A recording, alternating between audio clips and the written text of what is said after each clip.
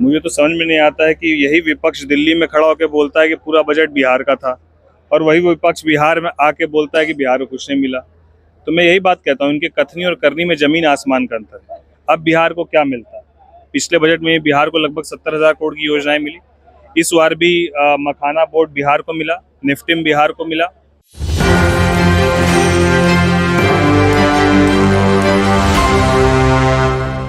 नमस्कार, आप देख रहे हैं इग्निस 24 में हूं आपके साथ अनु चतुर्वेदी। चिराग के संसद का बड़ा दावा किया है। बिहार में विधानसभा चुनाव के पहले प्रदेश के राजनीतिक में बड़ा भूचाल आने वाला है, जिसके बाद आपको बता दें कि बिहार के राजनीतिक में बड़ा ही सियासी तेज हो गया है। जी, आपको बता दें कि दिल्ली में चुनाव के बाद से लेकर अब सीटों की बंटवारा के लेकर सवाल उठने लगा है। वहीं आपको बता दें कि चिराग के सांसद राजेश वर्मा ने बताया कि यह बिहार विधानसभा चुनाव से पहले गठबंधन की में बड़ा यहाँ टूटते हुए नजर आ रहा है। खास तौर पर ये क्या कुछ कह रहे हैं, वीडियो के माध्यम से ही देखते हैं। तो ये तो स्वाभाविक सी बात है कि हमारे पार्टी ने, आप ये समझिए कि जहां हमारा संगठन बहुत उस स्तर पर मजबूत नहीं था, बावजूद उसके पार्टी ने 50,000 से ज़्यादा मत लाए, और हम लोग एक एलाइन पार्टनर होने के नाते हमारे नेता ने कमोबेश 10 से ज़्यादा विधानसभाओं में सभा की, और जहां जहां हमारे नेता ने सभा की वहां सभी जगहों पर एनडीए की प्रचंड जीत भी। तो ये सामूहिक एक प्रयास था, और एक हमारे पार्टी का हमेशा से ये रहा है कि हम लोग लगभग कमोबेश जहां जहां एनडीए तय करेगा वहां वहां हमारी पार्टी ने चुनाव लड़ने का काम किया, और एनडीए को भी मजबूत किया, और हमारा संगठन का भी वहां पर धीरे धीरे और अब हम लोग मजबूत करने का काम करेंगे। बिहार को लेकर कहा जा रहा है, महागठबंधन के लोग कह रहे हैं कि दिल्ली में चाहे जो कुछ भी हुआ, बिहार में तो तेजस्वी यादव ही मुख्यमंत्री बने। नहीं, अच्छी बात है। हर पार्टी को ये सोचना भी चाहिए कि बनेगी सरकार, लेकिन अंतोगत्वा दिल्ली जो है वो झांकी है, बिहार अभी बाकी है, और आने वाले समय में आपको देखने को मिलेगा 225 पार एनडीए की जीत होगी और विपक्ष का सुपड़ा साफ होगा। नीतीश कुमार के लोग यहाँ राजद के लोग कह रहे हैं कि इनका 27वां चालू हो जाएगा। ठीक है, वो उनकी भाषा, उनकी मर्यादा है। हम लोग पूरे सम्मान के साथ उनका स्वागत करते हैं, और हम लोग कहना चाहते हैं कि अब बिहार की जनता इस बात को बेखूबी समझ चुकी है कि उनके कथनी और करनी में कितना अंतर है।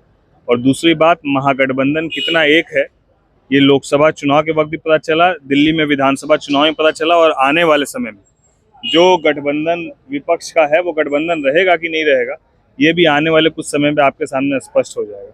नीतीश कुमार के पुत्र निशांत को लेकर कहा जा रहा है कि राजनीतिक एंट्री होगी और हरनौत विधानसभा क्षेत्र से चुनाव लड़ेंगे। युवाओं का स्वागत है, और कोई यदि युवा सकारात्मक सोच के साथ राजनीति में आते हैं तो बिल्कुल उनको आना चाहिए, उसमें क्या दिक्कत है।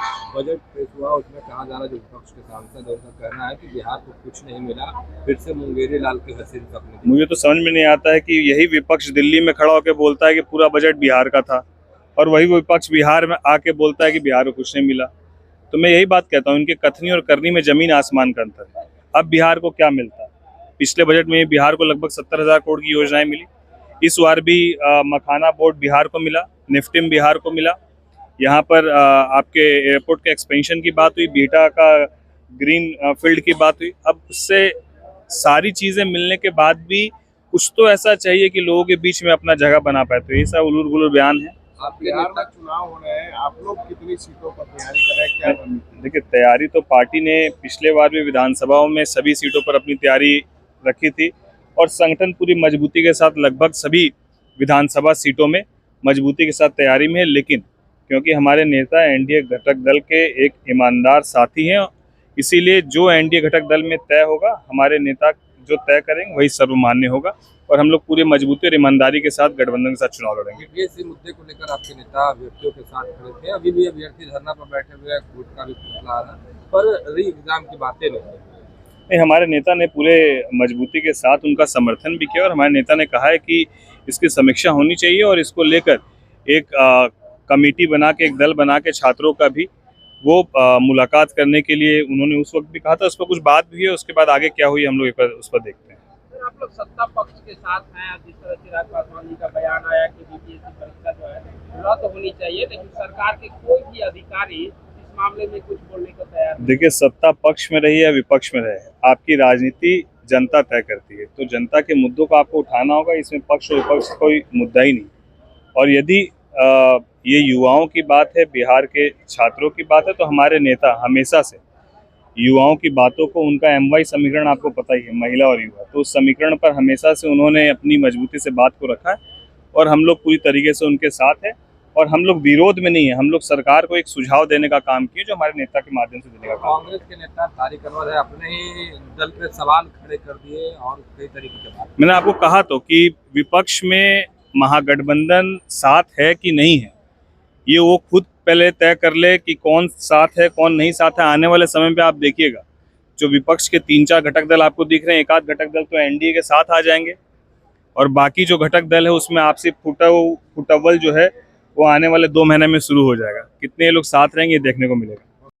तो जैसे कि आपने सुना, लोक जनशक्ति पार्टी के सांसद राजेश वर्मा ने कहा कि बिहार विधानसभा चुनाव से पहले महागठबंधन की टूटने की खबर आ रही है। उनकी घटक दल जो है कि NDA में शामिल होंगे। हमारी जो नेता है कि हम लोग 243 सीटों पर पिछले बार लड़े थे और इस बार 225 की तैयारी चल रही है। देखिए, ऐसे ही तमाम खबरों को देखने के लिए बने रहिए एक न्यूज़ 24 के साथ।